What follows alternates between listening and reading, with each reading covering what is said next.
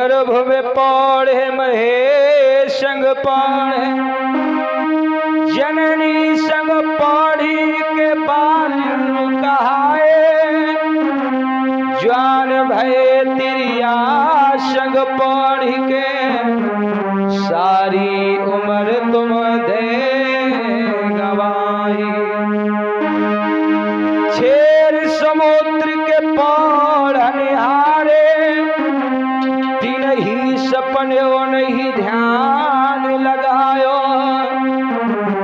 पौड़त पौड़त पौड़ भयो जब चिता पे पौड़न के दिन आए।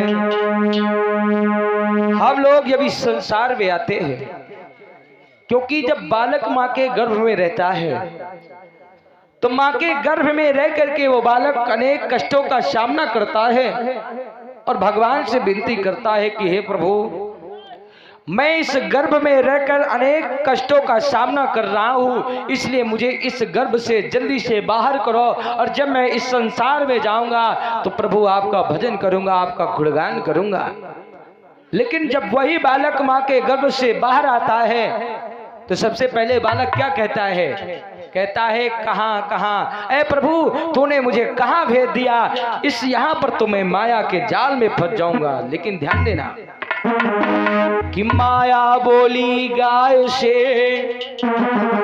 कि मैं बड़ी कि तू बड़ी, तब गाय बोली मैं बड़ी अगर तू बड़ी तो पृथ्वी के ऊपर क्यों खड़ी। ध्यान देना, तब पृथ्वी बोली मैं बड़ी और जब पृथ्वी बोली मैं बड़ी अगर तू बड़ी तो फिर शेष के ऊपर क्यों लदी। तब शेष बोला मैं बड़ा, जब शेष बोला मैं बड़ा अगर तू बड़ा तो फिर शंकर के गले में क्यों पड़ा। तब शंकर बोले मैं बड़ा, अरे जब शंकर बोले मैं बड़ा अगर तू बड़ा तो फिर भक्तों के चक्कर में क्यों पड़ा। और तब भक्त बोले मैं बड़ा और जब भक्त बोले मैं बड़ा अगर तू बड़ा तो फिर इस माया के चक्कर में क्यों पड़ा। तो सबसे बड़ी वस्तु कौन सी है? वो है माया। और ये माया ऐसी होती है अगर एक बार भी इसने अपने बंधक में आपको जकड़ लिया तो सारी उम्र आपको मौका नहीं देगी कि आप इसके बंध से बाहर निकल जाए। क्योंकि अरे सबको ये नाच नचाए गई रे माया की चिड़ैया।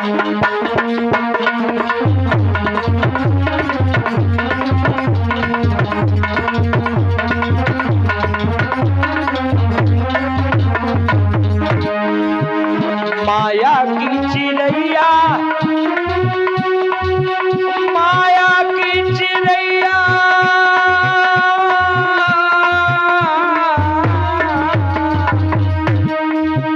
माया की चिड़ैया, अरे सबको ये नाच नचाए गई रे माया की चिड़ैया।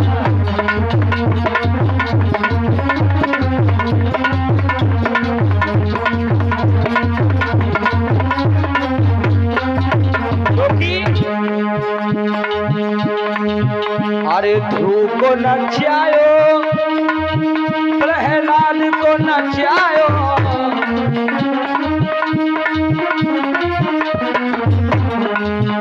अरे ध्रुव को नचायो, प्रहलाद को नचायो और अरे नारद को हाय हाय, अरे नारद को बंदर बनाए गई रे माया की चिड़ैया।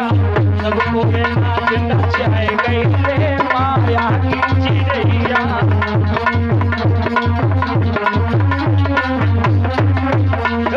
सबको ये नाच नचाए गई रे माया की चिड़ैया।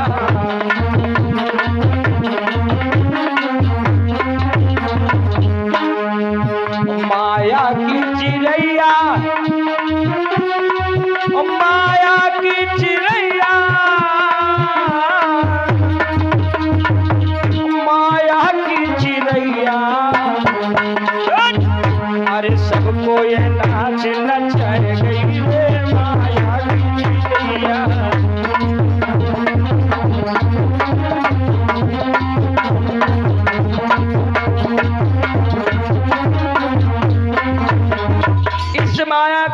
से कोई नहीं निकल पाया। और इस संसार में जो सबसे बड़ी वस्तु है वो कौन है? वो है माया। क्योंकि माया ने पूछा था किससे? गाय से, कि मैं बड़ी हूँ कि तू बड़ी है? गाय ने कह दिया मैं बड़ी हूँ। अगर तू बड़ी है तो पृथ्वी के ऊपर क्यों खड़ी है? पृथ्वी को अहंकार हो गया, पृथ्वी ने कहा मैं बड़ी हूँ। जब कहा पृथ्वी ने कहा मैं बड़ी हूँ, अगर तू बड़ी है तो शेष के ऊपर क्यों खड़ी है? तब शेष को अहंकार हो गया कि मैं बड़ा हूँ। अगर शेष जब बोला कि मैं बड़ा हूँ, अगर तू बड़ा है तो शंकर के गले में क्यों पड़ा है? तब शंकर बोले मैं बड़ा हूँ, अगर तू बड़ा है तो भक्तों के चक्कर में क्यों पड़ा है? और तब भक्त बोले मैं बड़ा हूँ, अगर तू बड़ा है तो फिर माया के चक्कर में क्यों पड़ा है? तो घूम करके कहाँ गए? उसी माया के पास में। वो सबसे बड़ी वस्तु कौन है? वो है माया।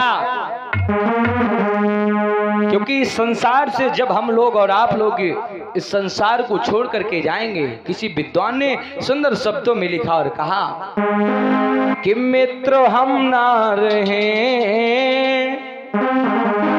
बंधु बांधो रहोगे नहीं,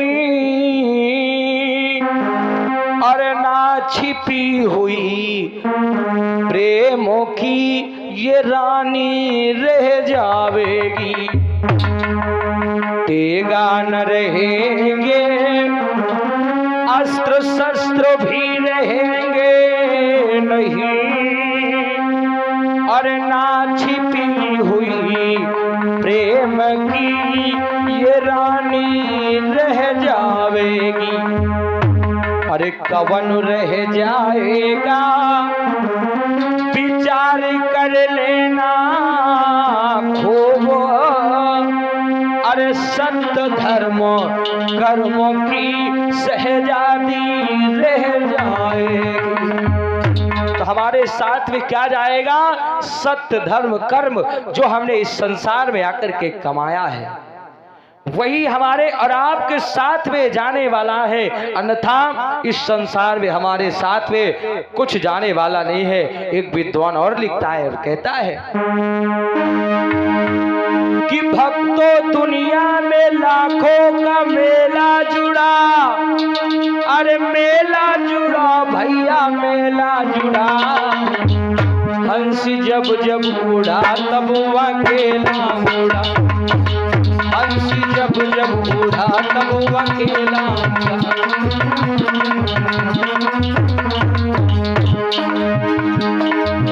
भक्तों दुनिया में लाखों का मेला जुड़ा, अरे मेला जुड़ा भैया मेला जुड़ा, हंस जब जब उड़ा तब अकेला उड़ा, हंस जब जब उड़ा तब अकेला।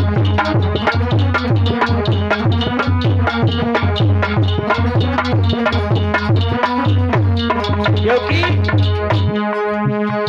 अरे हाथी घोड़ा चढ़ने वाले इसी घाट पर आए, और नंगे पर भटकने वाले इसी घाट पर आए। ध्यान देना, विद्वान ने बड़े सुंदर शब्दों में दर्शाया। अरे हाथी घोड़ा चढ़ने वाले इसी घाट पर आए, नंगे पैर भटकने वाले इसी घाट पर आए, और स्वर्ग भस्म के खाने वाले इसी घाट पर आए, दाने बीन चबाने वाले इसी घाट पर आए, और विश्व विजय करवाने वाले इसी घाट पर आए, रण से पीठ दिखाने वाले इसी घाट पर आए, और घरपुर माँ के नाती बेटा इसी घाट पर आए, नारी छूट गई तो केवल मरघट तक ले आए। बड़े सुंदर शब्दों में विद्वान ने लिखा, समझने का विषय है। विश्व विजय करवाने वाले इसी घाट पर आए, रण से पीठ दिखाने वाले इसी घाट पर आए, और घरपुर माँ के नाती बेटा इसी घाट पर आए, और नारी छूट गई तो केवल मरघट तक ले आए। और सोच रहा हूँ घर से कितनी थी मरघट की दूरी, इसको तय करने में भैया उम्र लगा थी पूरी। और ये साल दो साल ओढ़ने वाले, ये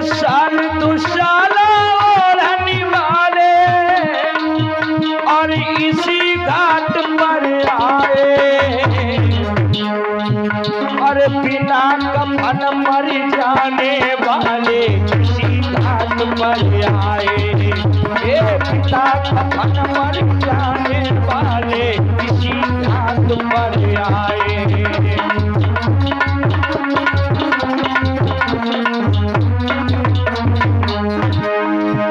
ये बिना कफन मर जाने वाले किसी घाट पर आए। बिना कफन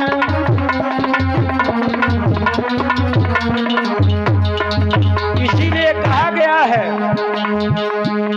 पहरा कितने वो लगवाए ली जो पर होए महल में चोरी। पहरा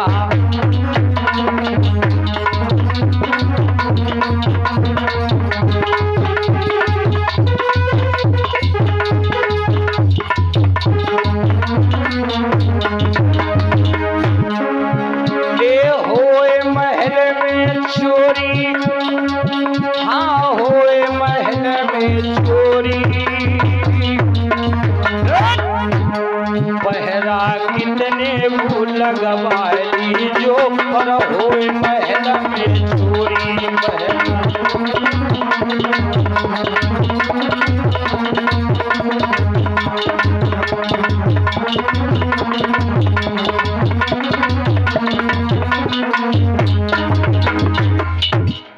तो इस संसार में चाहे जितना भी धन माल पैसा कमा करके हम इकट्ठा कर ले, लेकिन अगर हमने इस संसार में आकर के पैसा तो कमा लिया, लेकिन इस संसार में हमने सत्य धर्म कर्म को नहीं कमाया है। क्योंकि चाहे जितना धन माल इकट्ठा करो साथ में जाएगा, जाने वाला है, सब यही का यही पड़ा रह जाना है। लेकिन जो हमारे साथ में जाएगा, जिसकी एंट्री होगी वहां पर, ये एंट्री थोड़ी होगी कि आपने खूब मेहनत किया खूब पैसा कमाया। एंट्री होगी कि आपने कितना सत्य धर्म कर्म इस संसार में आकर के कमाया है, वो आपकी गिनती वहां पर होगी। वहां पर धन दौलत पैसा की गिनती होने वाली नहीं है, सत्य धर्म को कर्मों की वहां पर गिनती होती है। तो हम इस संसार में आए हैं, तो हमें इस संसार में आकर के अपने इस जीवन को व्यर्थ में नहीं गंवाना है। ये मानव का जीवन हमको और आपको बड़े भाग्य के साथ में प्राप्त हुआ है। ये मानव का जीवन बार बार हमको और आपको मिलने वाला नहीं है।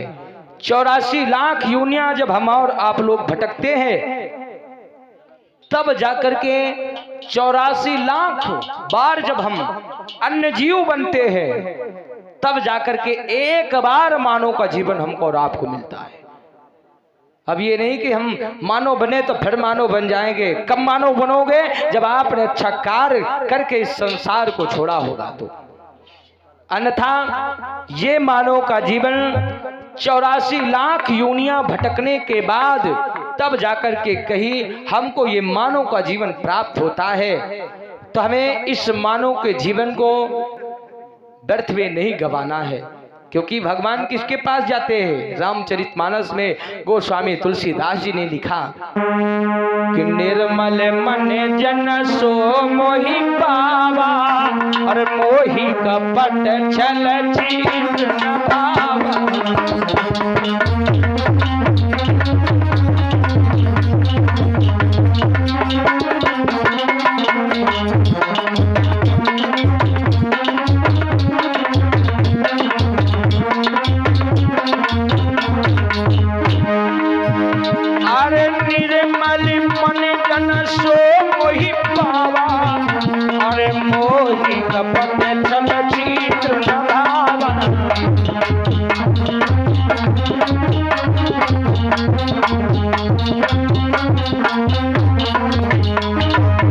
तो भगवान क्या देखते हैं? अपने भक्त की निर्मल आत्मा।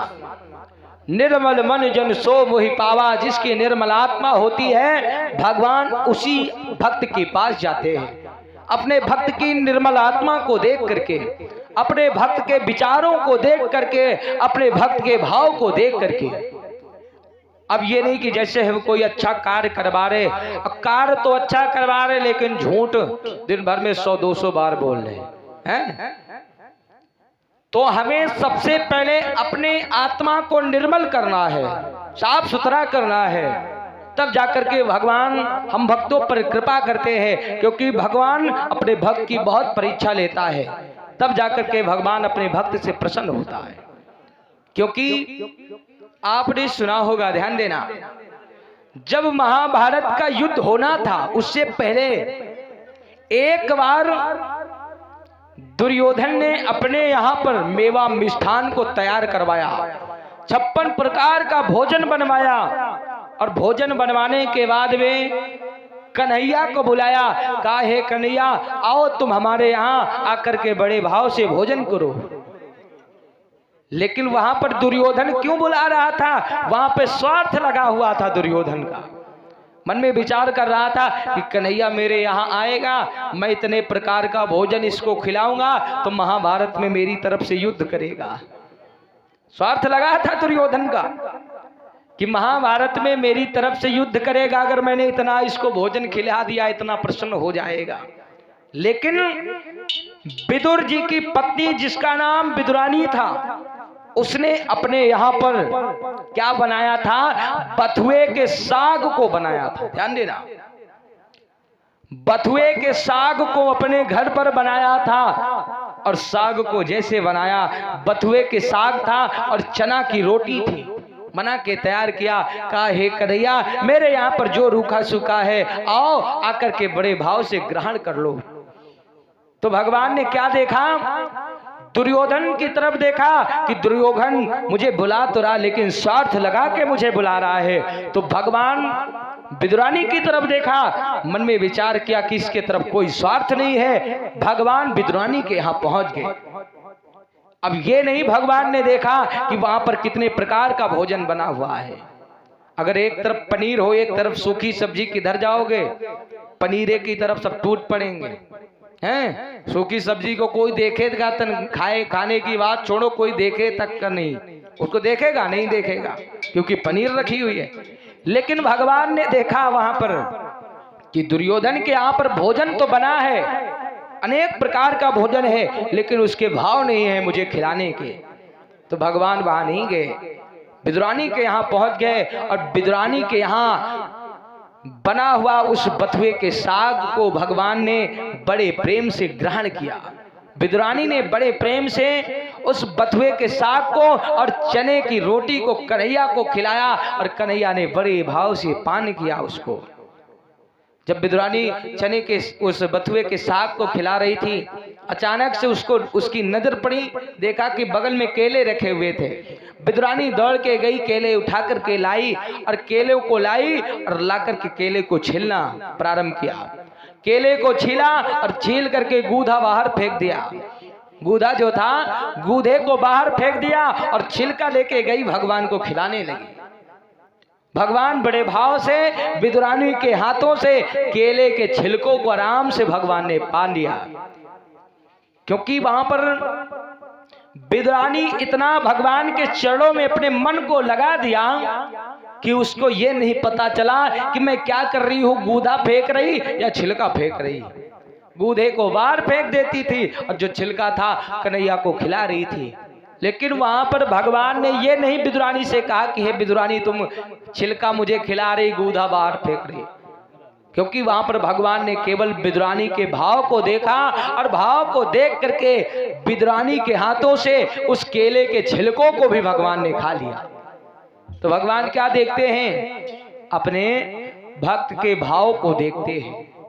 भाव को देख करके भगवान उसके भाव को ग्रहण करते हैं कि मेरा भक्त मेरे पास आया है, लेकिन क्या भाव लेकर के आया है। अब ये नहीं कि बढ़िया पूजा की सामग्री तैयार कर लिया, अनेक प्रकार का मेवा मिष्ठान धर लिया, हम पहुंच गए भगवान के दरबार में, लेकिन आपके विचार जो है वो सही नहीं है, आपके भाव नहीं सही है, तो आपके उस मेवा मिष्ठान को भगवान नहीं ग्रहण कर सकते हैं। वहां पर आपके भाव को भगवान ग्रहण करेंगे। क्या आप आए हो तो क्या भाव लेकर हमारे यहाँ पर आए हो? समझ में आ रहा है ना माताओं बहनों?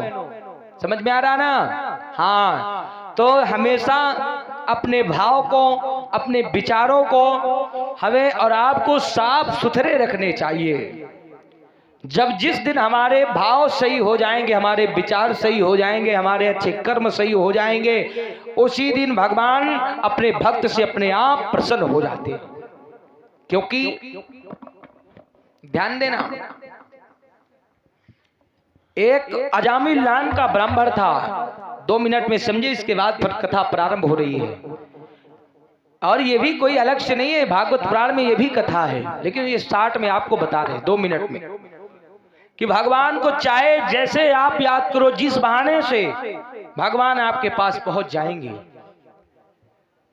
जैसे एक अजामिल नाम का ब्राह्मण था जो कभी भी भगवान का नाम नहीं लिया करता था, भगवान को अपना दुश्मन मानता था। तो एक दिन क्या हुआ, अजामिल के यहां पर कोई संतान नहीं थी उस समय, और अजामिल घर पर एक दिन नहीं था, और अजामिल के यहाँ पर कुछ संत महात्मा आ गए, ऋषि आ गए, और अजामिल की पत्नी थी। उन ऋषियों का सम्मान किया, महात्माओं को आराम से बैठाला है, कहा ये आइए मुनिवर, आपका स्वागत है जो आप हमारे घर में पधारे हैं।